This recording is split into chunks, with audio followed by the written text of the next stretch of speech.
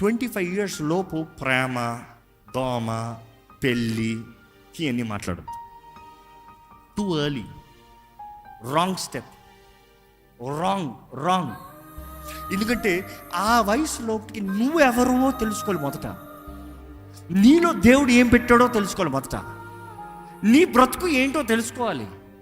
స్కూల్లోనే ప్రేమ పెళ్ళి అని మాట్లాడితే నీ బ్రతుకు వెళ్ళేటప్పటికి అసలు లింక్ ఉంటుంది అక్కడికి. నిన్ను నువ్వే కట్టించుకుంటున్నావు, నీకు నువ్వే బంధించుకుంటున్నావు. ఆయన బంధకాలు. Find out who you are. ఏది చేయాలో అప్పుడు చేస్తున్నాయి కానీ ఏ సమయంలో ఎలా బ్రతకాలో అలా బ్రతుకుతున్నాయి కానీ మన జీవితంలో మనం చేరవలసిన గమ్యమో మనం చేరలేము.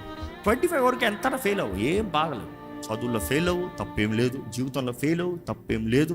అది ఫెయిల్ అవ్వు, ఇది ఫెయిల్ అవ్వు, అన్ని ఫెయిల్ అవ్వు. బికాజ్ అక్కడ ఫెయిల్యూర్ బట్టి కాదు రికార్డ్, ఎన్ని అటెంప్ట్ చేసావు అనేది record. Because what you learn out of it. ఎందుకంటే ప్రతి ఫెయిల్యూర్లో గొప్ప పాఠం నేర్చుకుంటావు. ప్రతి ఓటము నీకు ఎంతో పెద్ద విలువైన పాఠము, జీవితంలో మర్చిపోలేని పాఠం నేర్పిస్తాయి. మిమ్మల్ని అడుగుతున్నానండి, మీరు చేసే పనులు ఎక్సలెన్స్ ఉందా?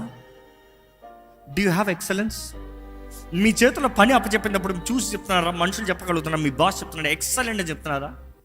లేకపోతే నువ్వు చేసే పనిలో నువ్వు చేసిన సూపర్ అని ఎవరైనా చెప్పగలుగుతున్నారా? మనుషులు చూస్తున్నారని పని చేయొద్దు, దేవుడు చూస్తున్నాడని జాగ్రత్తగా పని చేయి.